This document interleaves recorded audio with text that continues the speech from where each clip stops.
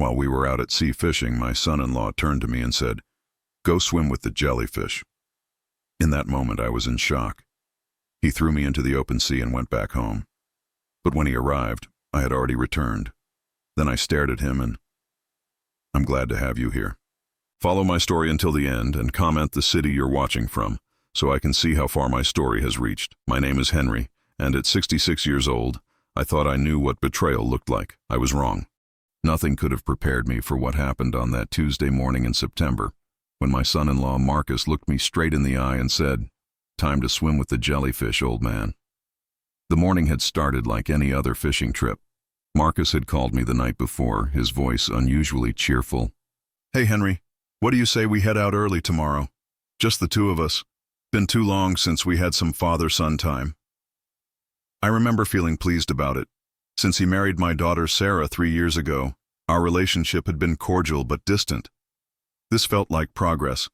I packed my gear that evening, checking my tackle box twice, making sure I had everything. At my age, forgetting something meant the difference between a good day and a frustrating one. I even prepared sandwiches for both of us, the way my late wife Martha used to do when Norman and I would go fishing when he was a boy. Turkey and Swiss with mustard, wrapped in wax paper. Marcus picked me up at 5 in the morning, right on time. His boat was a beauty, a 24-foot center console that he'd bought shortly after marrying Sarah. I'd always wondered how he afforded it on his sales manager salary, but Sarah said he'd gotten a great deal from a friend. He was in an unusually good mood, talking about the weather, the fish reports, even asking about my arthritis, which had been acting up lately. We drove to the marina in his truck, and I noticed he kept checking his watch. When I asked if he had somewhere to be later, he just laughed and said, "Nowhere but right here with my favorite father-in-law." I chuckled at that. I was his only father-in-law. The boat ride out was smooth. Marcus had suggested we go to his secret spot about 12 miles offshore, where he claimed the red snapper were practically jumping into the boat. I'd been fishing these waters for 40 years, since before Marcus was born, but I was curious to see this magical place he'd discovered. As we got further from shore, something started to feel off. Marcus became quieter, more focused. His jokes stopped. When I tried to make conversation about Sarah, asking how she was doing at her new job, he gave short, clipped answers. "She's fine. Work's going well. Nothing to worry about." I should have trusted my instincts then. After 6 decades on this earth, you develop a sense about people, about situations that don't feel right. But Marcus was family now, or so I thought. When your daughter loves someone, you want to believe the best about them, even when red flags are waving right in front of your face. When we reached his spot, there was nothing special about it. Just open water, deeper than I usually like to fish, with no structure visible on the fish finder. But I kept my mouth shut and helped him set up the rods. We'd been fishing for maybe an hour when I caught the first fish, a decent-sized grouper. Marcus barely acknowledged it, just grunted and went back to staring at the horizon. That's when I noticed we were completely alone out there. No other boats in sight. The shoreline was barely a thin line in the distance. Something cold settled in my stomach, but I pushed it away. Marcus was my family, Sarah's husband, the father of the grandchild they'd been trying for. I was baiting my hook when he spoke again, his voice different now. Flat. Cold. "You know, Henry, you've lived a good long life." I looked up, confused by the strange tone. "Well, I'd like to think I've got a few more years left in me." That's when he smiled, and it wasn't the smile I'd seen at family dinners or birthday parties. This smile was something else entirely, something that made my blood run cold. "I don't think so." Before I could process what was happening, his hands were on my shoulders. Strong hands. Younger hands. He spun me around toward the side of the boat, and I saw his intention in his eyes a split second before he shoved me hard over the rail. The water was a shock. Not just the temperature, though it was cold enough to steal my breath, but the realization of what had just happened. My own son-in-law, the man my daughter loved, had just thrown me overboard like I was garbage. I surfaced, sputtering, and saw him standing at the rail looking down at me. His face was calm, almost bored, like he was watching a mildly interesting television show. "Marcus!" I shouted, treading water, my heart hammering against my ribs. "What are you doing? Help me up!" He tilted his head, studying me like I was some kind of specimen. "You know what your problem is, Henry. You're in the way." "In the way of what?" "Marcus, please help me back onto the boat." But he was already turning away. Walking back toward the captain's chair, I heard the engine start, that deep rumble that had sounded so comforting on the way out.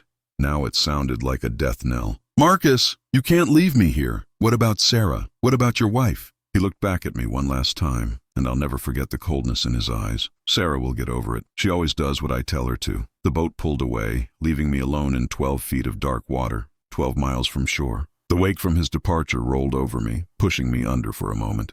When I surfaced again, coughing up seawater, the boat was already getting smaller in the distance.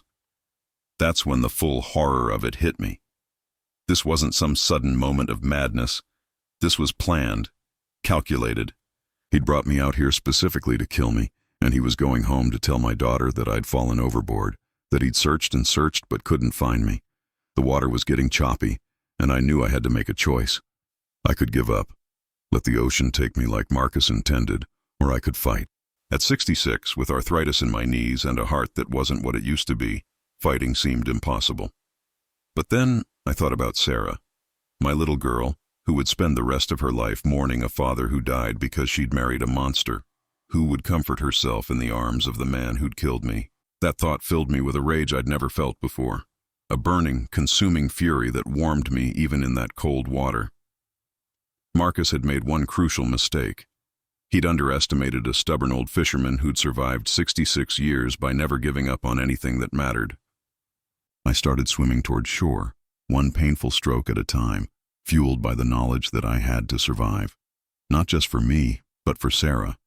Because if Marcus could do this to me, what would he do to her when she was no longer useful to him? The water seemed to go on forever, and with each stroke, I promised myself that Marcus would pay for this betrayal. He wanted me gone. He was about to learn that some old men don't die as easily as he thought. The first hour in the water was the hardest. Not because of the physical exhaustion, though my arms already felt like lead weights, but because of the memories that kept crashing over me like the waves. Memories of Marcus that I dismissed, explained away, or simply ignored because I wanted so desperately to believe my daughter had married a good man. I remembered Sarah's 28th birthday party, just 6 months after they'd started dating. Marcus had insisted on paying for everything, even though I'd offered to help. At the time, I thought it was sweet, generous. But I also remembered how he'd made sure everyone knew he was paying, how he'd mentioned the cost of the restaurant, the wine, even the flowers, like he was buying Sarah's affection in front of witnesses. A wave slapped me in the face, bringing me back to the present. I spat out seawater and forced myself to keep swimming. The shore was still impossibly far away, but I could see it now, a thin brown line against the horizon. I had to focus on that line, not on the burning in my lungs or the way my waterlogged clothes were dragging me down. But the memories wouldn't stop coming. Christmas dinner, 2 years ago. Martha had been gone for 5 years by then, and Sarah had insisted I come to their house instead of spending the holiday alone. I was grateful, touched even. But something about that dinner had bothered me, though I couldn't put my finger on it at the time. Marcus had dominated every conversation, cutting Sarah off when she tried to speak, answering for her when I asked her direct questions. When I'd brought up her old job at the library, which she'd loved, Marcus had laughed and said, "That's ancient history, Henry. Sarah's focused on more important things now." The way he'd said it, the way Sarah had immediately looked down at her plate, should have been warning enough. Another wave, bigger this time, went right over my head. I came up gasping, my heart racing from more than just the exertion. The sun was higher now, beating down on me, and I could feel my skin starting to burn. But I kept swimming, one stroke after another, driven by a growing understanding of just how blind I'd been. The engagement party. I should have seen it then, should have recognized what was happening. Sarah had been so excited to show me her ring, a modest but pretty diamond that she clearly loved. But when Marcus joined us, he'd immediately started talking about upgrading it, about how this was just temporary until he could afford something worthy of her. Sarah's smile had faded, and she'd tucked her hand behind her back, suddenly ashamed of the ring she'd been so proud of moments before. I'd told myself Marcus was just being generous, that he wanted to give Sarah the best.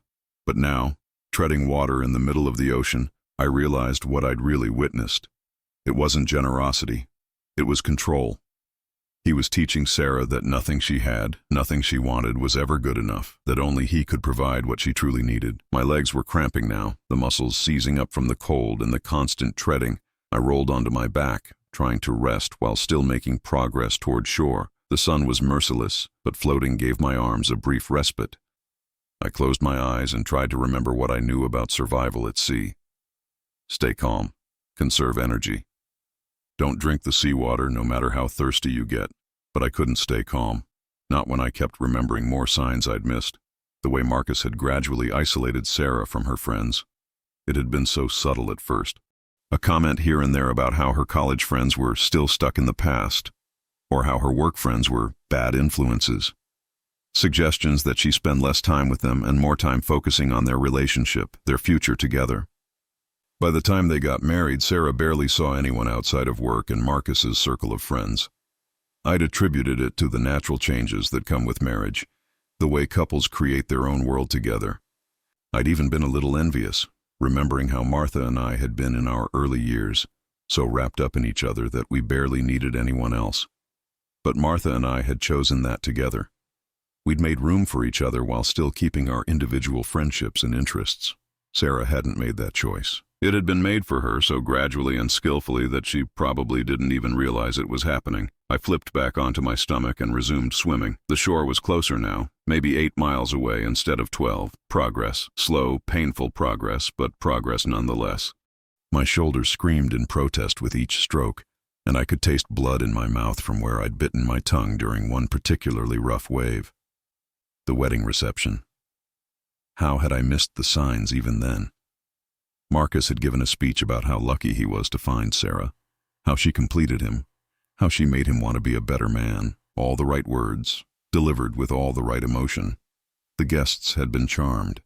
I'd been charmed, but I remembered now how he'd gripped Sarah's hand during that speech, squeezing so tightly that I'd seen her wince, how he'd made jokes about her little quirks that weren't really jokes at all, but criticisms disguised as humor. How he'd laughed about her tendency to overthink everything and her habit of worrying about things that don't matter. Every joke had chipped away at her confidence a little more, made her question herself a little more. And I'd laughed along with everyone else because that's what you do at weddings. You laugh at the groom's speech even when something about it makes your skin crawl. A fishing boat appeared on the horizon, heading in my direction. For a moment, hope flared in my chest. I waved my arms, shouted until my throat was raw. But the boat was too far away. They couldn't see me. Just another piece of debris bobbing in the vast ocean. The boat disappeared behind a swell, and I was alone again. That's when I started thinking about the money. Marcus had been very interested in my financial situation from the beginning, always asking casual questions about my retirement accounts, the house, whether I'd updated my will recently. Sarah had told me he was just being practical, thinking about their future, maybe even looking out for me as I got older. But practical men don't throw their father-in-law overboard unless there's something substantial to gain from it. Which meant Marcus knew exactly how much I was worth, and he'd decided it was worth more than my life. The house alone was worth nearly $400,000, paid off years ago. The retirement accounts, the life insurance policy, the savings Martha and I had built up over 4 decades of marriage. All of it would go to Sarah when I died. And Marcus clearly believed he could control what Sarah did with it. My stomach cramped, and for a moment I thought I might vomit. The realization was worse than the physical pain. Marcus hadn't just tried to kill me. He'd been planning this, probably for months, maybe even years. Every family dinner, every fishing invitation, every moment of false friendship had been building up to this. The sun was past its peak now, and I'd been in the water for over 4 hours. My skin was burned and raw, my lips cracked and bleeding. But the shore was definitely closer. Maybe 5 miles now.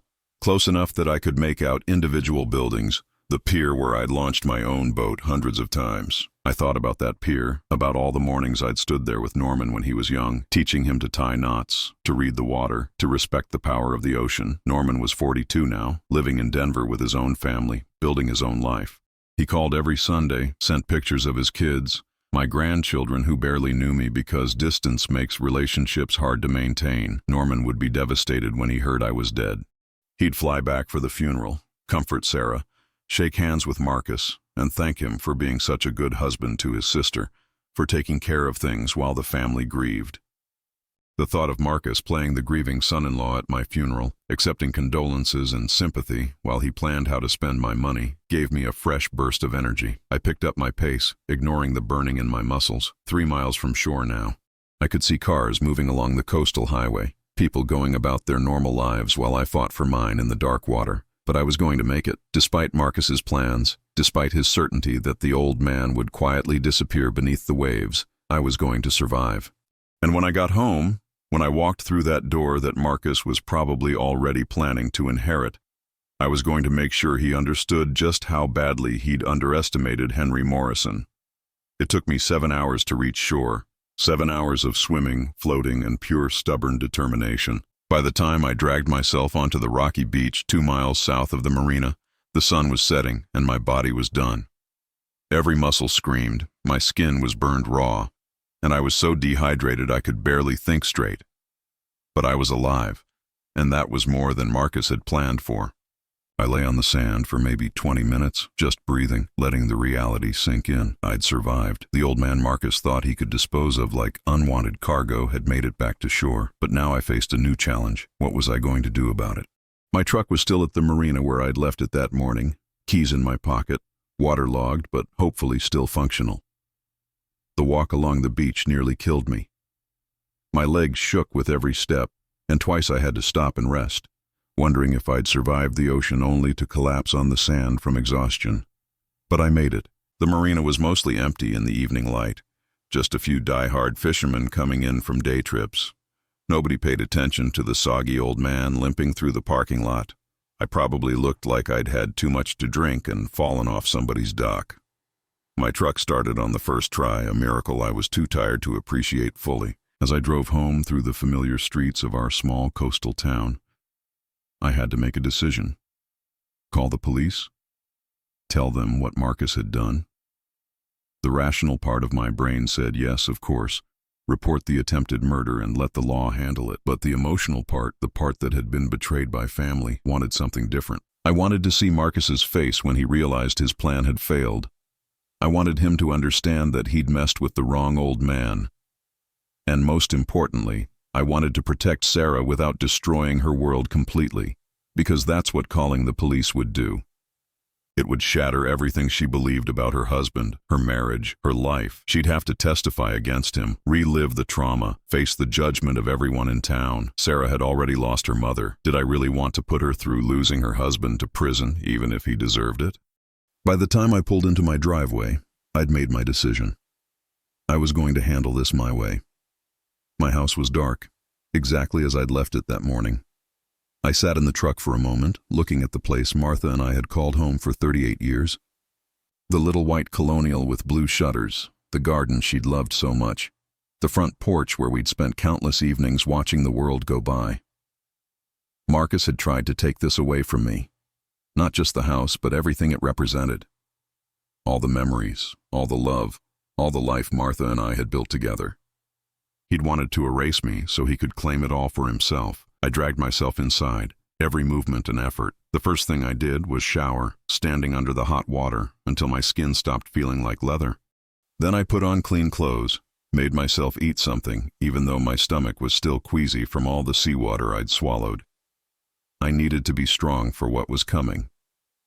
While I was getting ready, I started thinking about timing. Marcus would have gone straight home after leaving me to die. He'd need time to come up with his story, to practice looking appropriately concerned. He'd probably wait until late evening to raise the alarm about my disappearance, claiming he'd been searching for hours. I was right. At 9:30, my phone started ringing, Sarah's number. I let it ring 4 times before answering, just to hear her voice first. She was crying, nearly hysterical.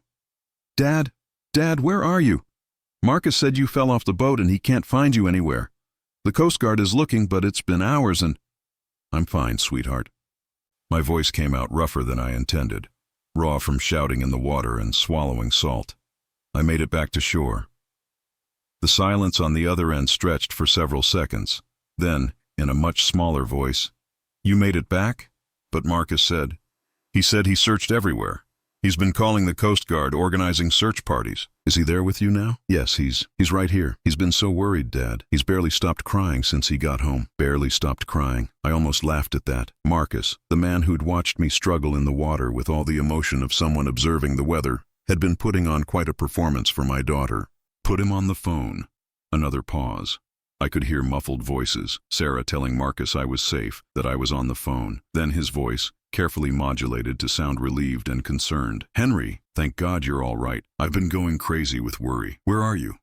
What happened out there? His acting was good, I had to give him that. If I didn't know better, I might have believed the concern in his voice was genuine. I'm at home, I said simply. Why don't you come over? We need to talk. The silence this time was different, heavier. He was calculating, trying to figure out how much I knew, how much I remembered, wondering if the old man's mind had been affected by his ordeal in the water. Of course, he said finally. Sarah and I will be right there. Just you, I said. Sarah needs to stay home. She's been through enough tonight. I hung up before he could argue.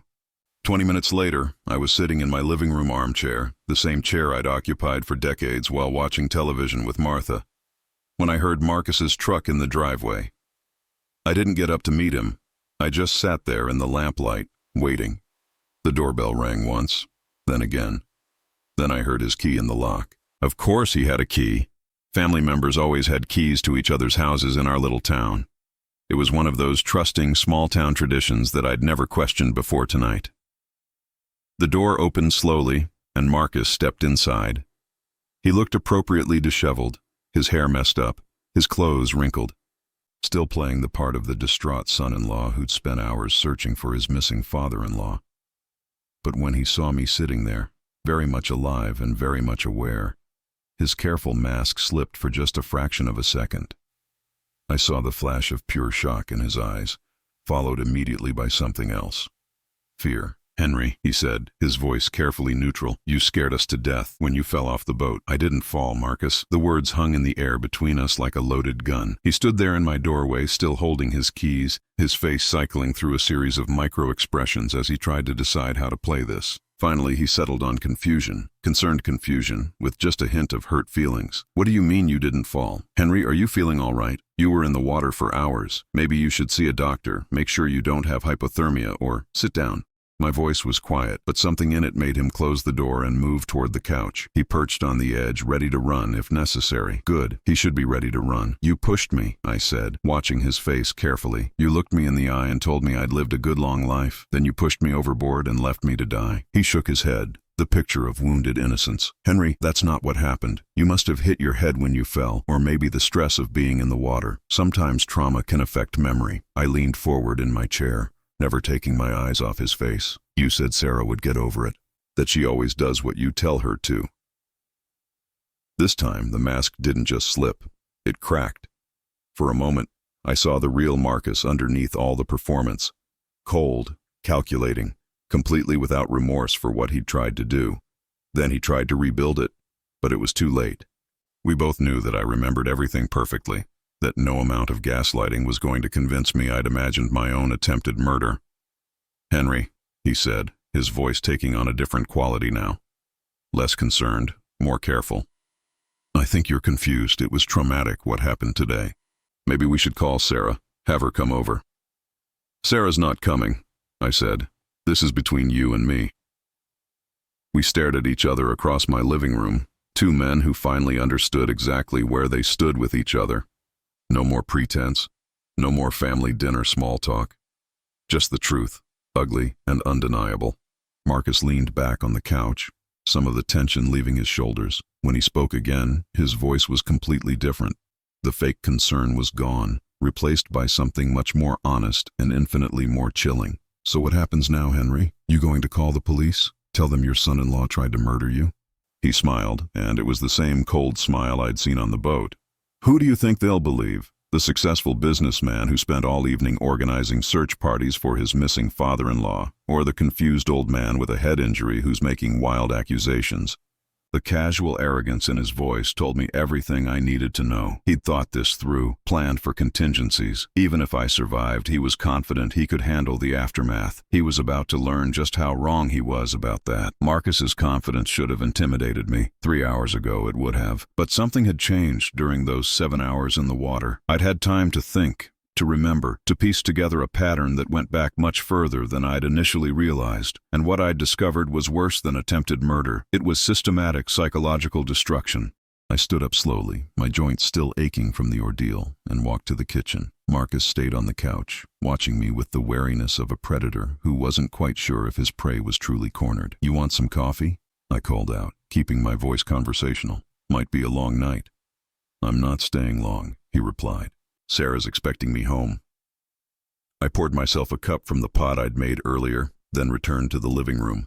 Marcus was checking his phone, probably texting Sarah some update about how confused and disoriented I was, laying more groundwork for his story. "Put the phone away," I said, settling back into my chair. "We're going to have a real conversation now." He looked up at me with that same cold smile. "Are we? About what?" "About Sarah. About what you've been doing to her." Something flickered in his expression. Not fear exactly, but a sharpening of attention, like a chess player who just realized his opponent might be better than expected. "I don't know what you're talking about." I took a sip of coffee, studying his face over the rim of my mug. "Sure you do.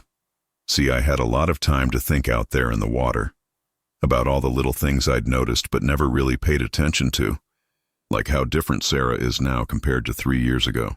People change when they get married. They grow up." She didn't grow up, Marcus. She shrank. My confident, outspoken daughter turned into someone who apologizes for having opinions.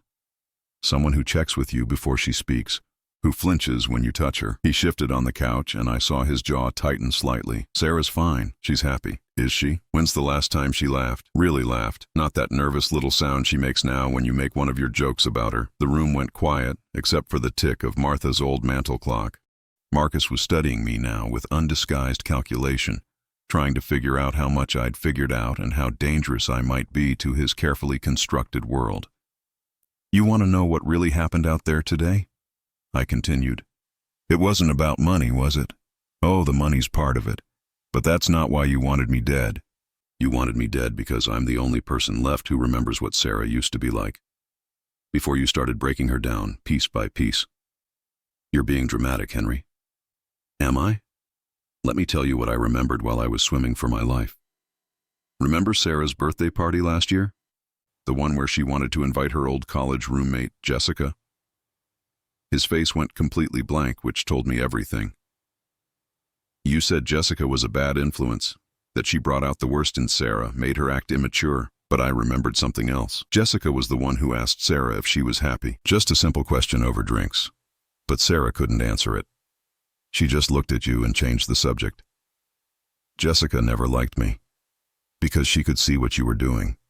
She could see that her confident, independent friend had turned into someone who needed permission to order her own food at restaurants." Marcus stood up abruptly. "I think this conversation is over. Sit down." My voice carried an authority I hadn't used in years, the tone I'd used when Norman was a teenager testing boundaries. To my surprise, Marcus actually hesitated. "We're not done," I said. Not by a long shot. He remained standing but didn't move toward the door. I could see him calculating again, weighing his options, flight versus fight versus trying to talk his way out of this. "You isolated her so gradually she didn't even notice," I continued. "First it was her college friends who were bad influences. Then it was her co-workers who were jealous of her happiness. One by one you convinced her to cut ties with anyone who might remind her of who she used to be.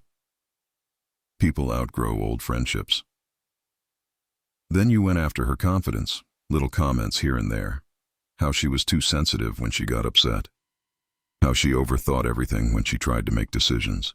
How she was lucky to have found someone patient enough to put up with her quirks." Marcus's hands were clenched into fists now. I was hitting close to home, describing his methodology with uncomfortable accuracy.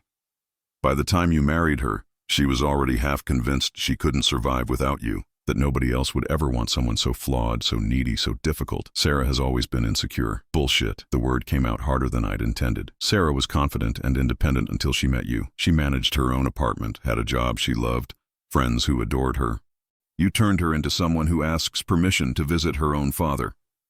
That hit home. I saw him flinch slightly. "And you know what the worst part is?" I continued. "I helped you do it.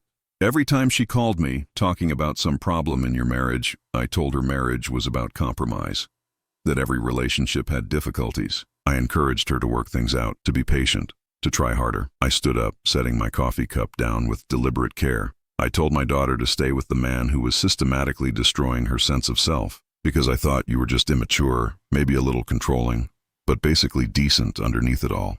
Marcus's mask was completely gone now. What was left was something cold and calculating, a predator who'd been caught but wasn't ready to give up. So what if I have high standards? So what if I expect my wife to act like a wife instead of some college girl who thinks she can do whatever she wants? Sarah needed structure. She needed someone to take care of her, make decisions for her. She's happier now. She's terrified now. There's a difference. She's grateful. She knows how good she has it. The casual arrogance in his voice, the complete absence of any recognition that Sarah was a human being with her own thoughts and feelings, made my stomach turn. This wasn't just about control. It was about ownership. "You really believe that, don't you?" I said. "You actually think you're doing her a favor by breaking down every bit of independence and self-respect she ever had?" He shrugged. "It works. We have a good marriage. No drama, no arguments, no stress. Sarah does what makes sense, and I take care of everything else. Sarah does what you tell her to do because she's afraid of what happens when she doesn't. She's never afraid of me. I've never laid a hand on her. You don't need to hit someone to terrorize them. You just need to make them believe they can't survive without you, that they're worthless without your approval, that everyone they used to love has abandoned them because they're not worth loving." The accuracy of my description seemed to surprise him. For a moment, his carefully controlled expression slipped and I saw something uglier underneath. Pride. He was proud of what he'd accomplished. "You have to understand," he said, his voice taking on an almost conversational tone. "Sarah was a mess when I met her. No direction, no focus, making stupid decisions about her career, her friends, her life. She needed someone to guide her. She needed someone to love her for who she was, not reshape her into who you wanted her to be." Same thing. Those two words chilled me more than anything else he'd said. To Marcus, love was control, caring was ownership. A good husband was one who successfully broke his wife down and rebuilt her according to his specifications. "And when I die," I said slowly, "there won't be anyone left who remembers the real Sarah. No one to remind her that she used to be strong and independent and capable. No one to question why she's so different now." He smiled then, and it was the most genuinely pleased expression I'd seen from him all evening. "Now you're starting to understand." That's when I knew I couldn't just expose him, couldn't just call the police or tell Sarah what I'd figured out. Because he was right about one thing. Sarah might not believe me. 3 years of systematic psychological manipulation had done their work.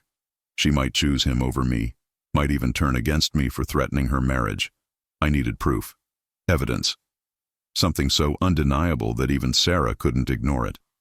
And I had an idea about where to find it.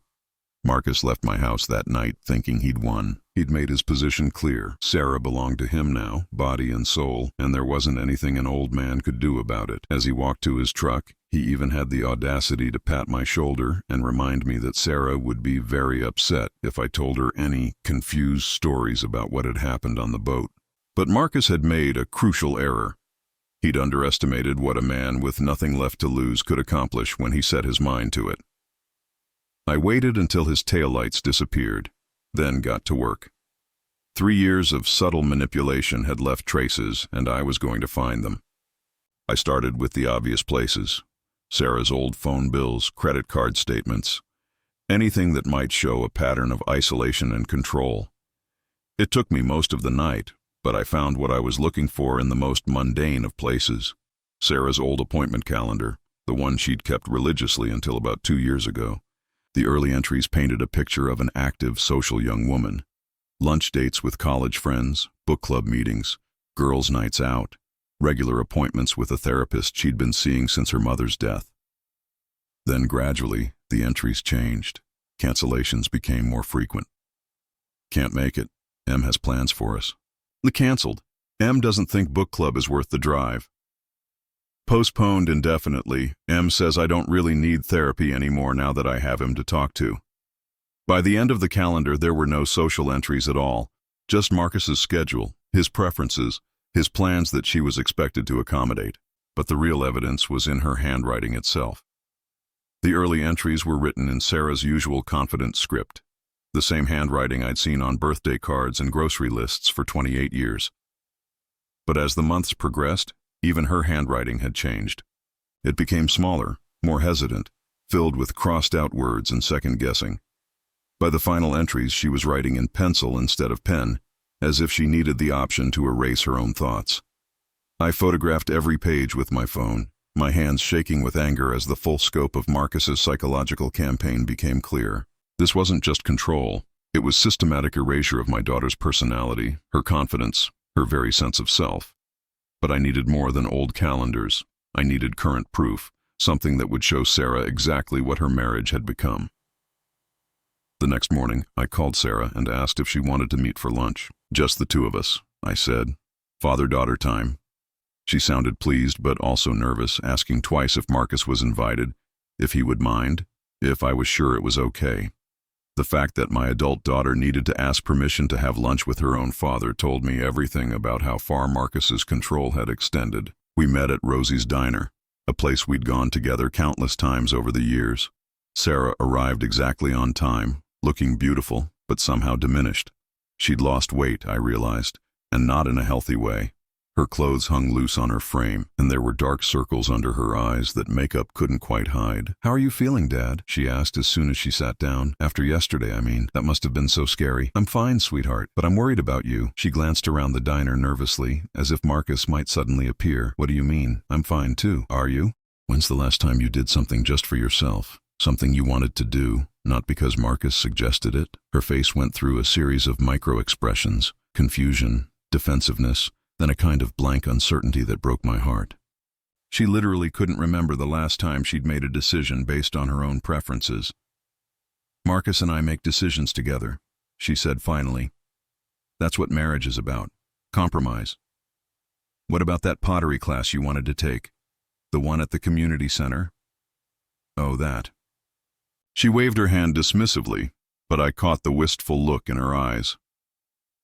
Marcus pointed out that it would take up a lot of time, and the money could be better spent on things we actually need for the house.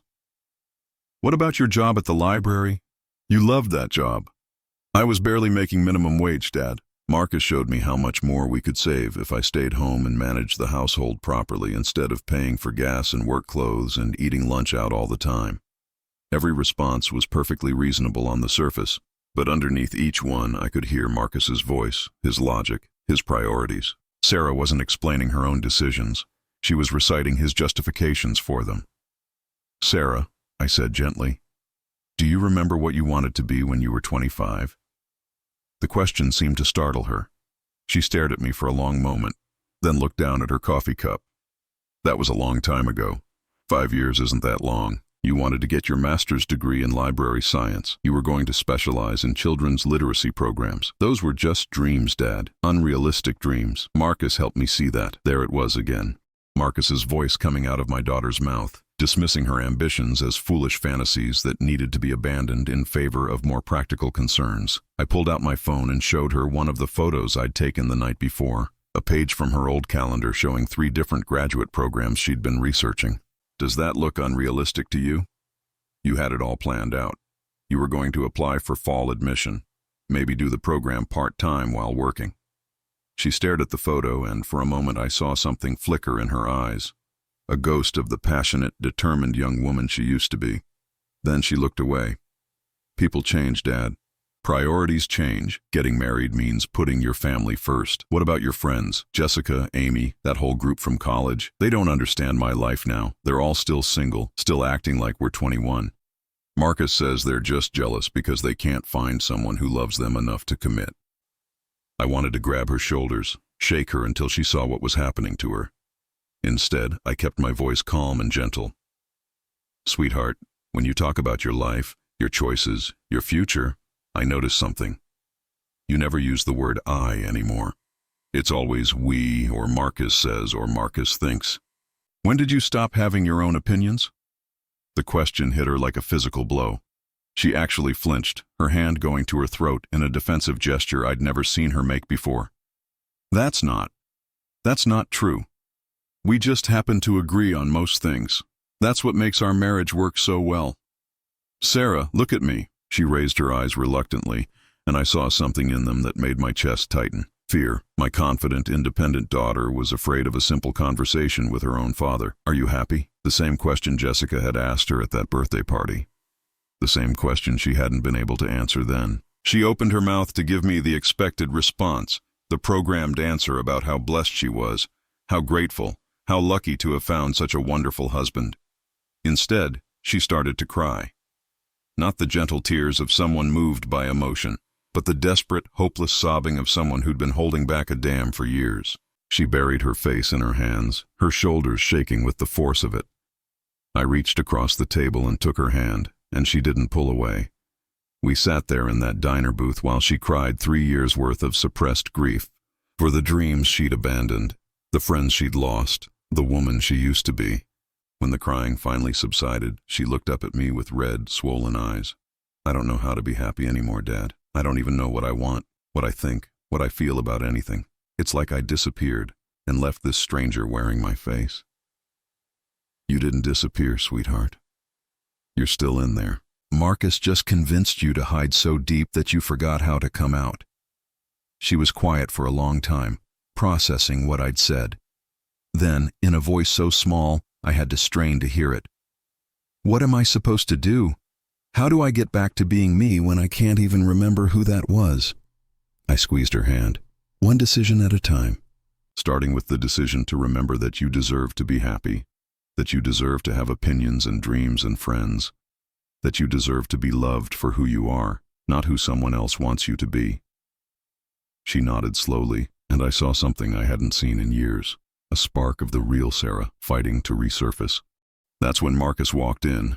He must have been tracking her phone, or maybe he'd driven by and seen her car. He approached our table with that familiar smile, but his eyes were cold as winter. There you are, honey. I was wondering where you'd gotten to. He slid into the booth next to Sarah, effectively trapping her between him and the wall. Henry, good to see you again. Feeling better after your little accident yesterday? Sarah immediately began to withdraw, the spark I'd seen moments before dimming like a candle in the wind. But she didn't disappear entirely, not this time. We're having a private conversation, she said quietly, not looking at him. Marcus's smile faltered for just a fraction of a second. That's okay, sweetheart. We don't have secrets from each other, remember? But something had changed in Sarah during our conversation. Some small part of her authentic self had remembered what it felt like to exist. This conversation is between me and my father, she said, her voice stronger now. Please leave us alone. The mask dropped completely then. Marcus's face went cold and hard, and when he spoke, his voice carried a threat that made my blood run cold. Sarah, we're going home. Now. The old Sarah would have apologized and followed him immediately. But this Sarah, this fragile beginning of the woman she used to be, looked him straight in the eye and said the word that would change everything. No. That's when Marcus lost all pretense of control. And that's when I realized my daughter was stronger than either of us had given her credit for. The word no hung in the air of that diner like a lightning bolt. For 3 years, Marcus had never heard that word from Sarah's lips, not once. He'd systematically trained it out of her vocabulary, replacing it with whatever you think is best and you're probably right and I'm sorry. But now, sitting in that red vinyl booth with tears still drying on her cheeks, my daughter had remembered how to use the most powerful word in the English language, and Marcus looked like she'd slapped him. Excuse me? His voice was dangerously quiet, the tone of a man whose authority had just been challenged in the most fundamental way possible. Sarah's hands were shaking, but her voice was steady. I said no, I'm not leaving yet. Dad and I are still talking. Around us, the diner had gone quiet. Other patrons were starting to notice the tension at our table, the way Marcus was leaning over Sarah, trying to use his physical presence to intimidate her back into compliance. Sarah. He reached for her arm, his fingers closing around her wrist. We discussed this. You know how I feel about you making decisions without talking to me first. I saw her wince as his grip tightened, and something inside me snapped. The protective father, the one who'd taught her to ride a bike and scared away bullies and walked her down the aisle, finally woke up from 3 years of willful blindness. Take your hands off my daughter. My voice carried enough authority to make heads turn throughout the diner. Marcus looked at me with undisguised hatred, but he didn't let go of Sarah's wrist. This is between me and my wife, Henry, family business. She's my family too, and I'm telling you to let go of her, now. For a moment I thought he might actually hit me right there in front of everyone. His face was flushed with rage, his free hand clenched into a fist, but Marcus was too calculating for that kind of public display. Instead, he turned back to Sarah, his voice taking on that manipulative tone I'd heard him use so many times before. Baby, you're not thinking clearly. You're upset about your dad's accident yesterday, and he's filling your head with all kinds of confusion. You know how much I love you, how much I've done for you. Don't let him poison what we have together. 3 years ago, those words would have worked. Sarah would have apologized, blamed herself for being emotional and irrational, and followed him home like an obedient dog. But something fundamental had shifted during our conversation. Some essential part of her that Marcus thought he'd completely erased had been awakened. "Let go of me," she said quietly. He tightened his grip instead. "Sarah, you're being hysterical. I said let go of me." This time her voice was louder, clearer, strong enough that the elderly couple at the next table stopped pretending they weren't listening. Marcus realized he was losing control of the situation, that his careful psychological manipulation was crumbling in public view. So he made the mistake that predators always make when their subtle tactics fail. He escalated to direct intimidation. "You're coming home with me right now," he hissed, standing up and trying to physically pull her from the booth. "We're going to go home and have a long talk about appropriate behavior for married women." That's when Sarah did something I hadn't seen her do in 3 years. She got angry. Not the self-directed anger Marcus had taught her to feel when she disappointed him, but clean, righteous fury at being treated like property. "Get your hands off me!" She wrenched her arm free with enough force to make Marcus stumble backward. "I'm not going anywhere with you." The diner erupted in murmurs. Several people were reaching for their phones, and I saw the waitress heading toward us with a determined expression. But Marcus wasn't done yet. Cornered animals are always the most dangerous. "Fine," he said, his voice dropping to a venomous whisper. "Stay here with your pathetic old man. But when you come crawling back home tonight, and you will come back, because you can't survive 5 minutes without me, remember that I tried to do this the easy way." He turned to leave, but Sarah's voice stopped him cold. "I won't be coming home tonight, or any night." The silence that followed was deafening. Marcus turned slowly, his face cycling through disbelief, rage, and something that might have been fear. "What did you just say?" Sarah stood up, and for the first time in 3 years, she looked like the confident young woman I'd raised. "I said I won't be coming home. Not tonight, not ever. We're done, Marcus. You can't be serious. You can't survive without me. You can't make decisions, can't manage money, can't even order food at a restaurant without asking me what you should get. You're nothing without me." It was the wrong thing to say. Instead of crushing her spirit like it had so many times before, his words just proved everything we'd been talking about. They showed Sarah exactly how completely he'd tried to erase her sense of self-worth. "Maybe that was true yesterday," she said, her voice getting stronger with each word. "But I'm remembering things now. I'm remembering that I had a life before you. I had friends, dreams, opinions. I had a personality that wasn't just a reflection of what you wanted me to be." Marcus looked genuinely panicked now. His carefully constructed world, built on the complete psychological domination of another human being, was collapsing right in front of him. "You're making a huge mistake, Sarah. You'll regret this. You'll come crawling back, and when you do, things are going to be very different between us." The threat was clear, but Sarah didn't flinch. Instead, she looked him directly in the eye and said the words that finally set her free. "The only thing I regret is wasting 3 years of my life pretending to be the woman you wanted instead of being myself." Marcus tried one last, desperate manipulation. "What about everything I've done for you? Everything I've sacrificed? I gave up my freedom, my bachelor life, everything to take care of you, and this is how you repay me?" But Sarah was done being grateful for her own oppression. "You didn't sacrifice your freedom, Marcus. You stole mine." That's when he completely lost control. His face contorted with rage, and he took a step toward Sarah with his fist raised. But he'd forgotten about me. I may be 66 years old, but I'm still the father of the woman he was threatening.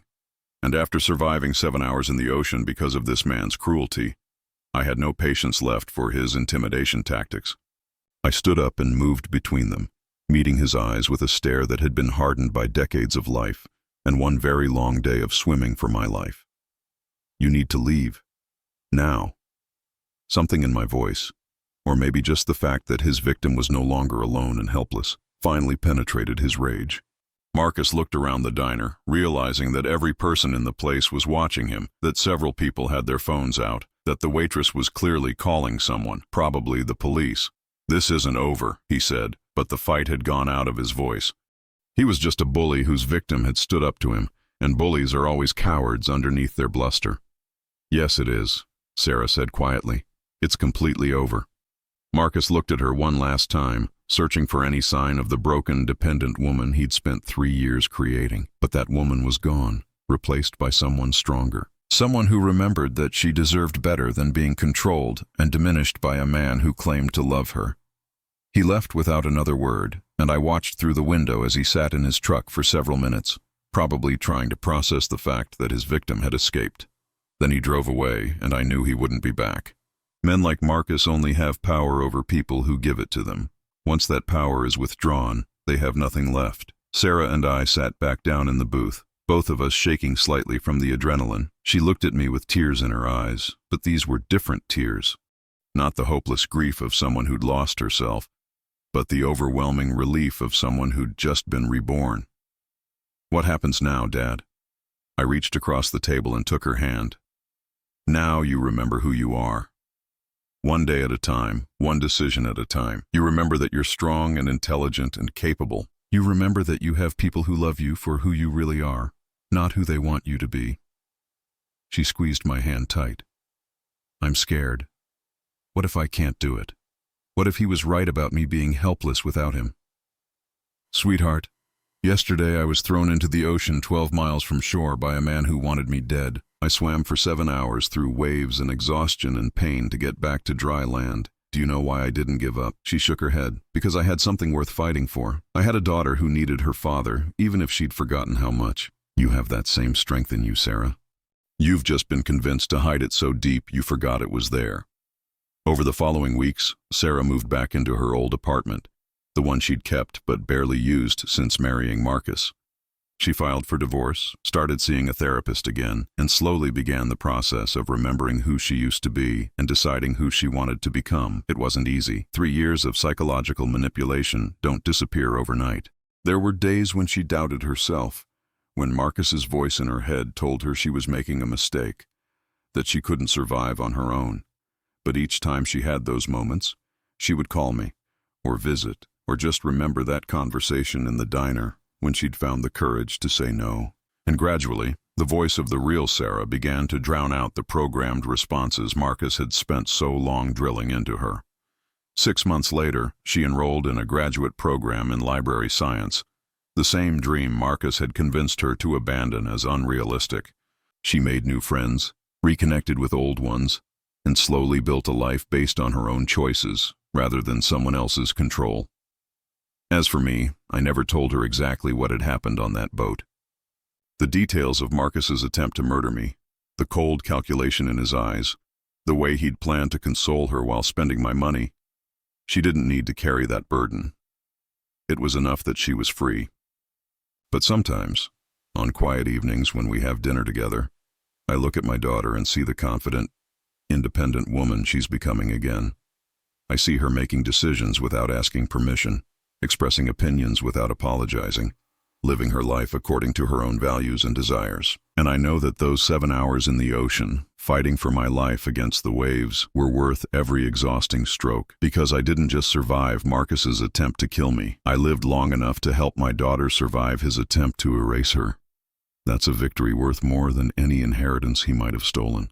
That's the kind of wealth that can never be taken away. Now I'm curious about you who listened to my story. What would you do if you were in my place? Have you ever been through something similar? Comment below, and meanwhile, I'm leaving on the final screen 2 other stories that are channel favorites, and they will definitely surprise you. Thank you for watching until here.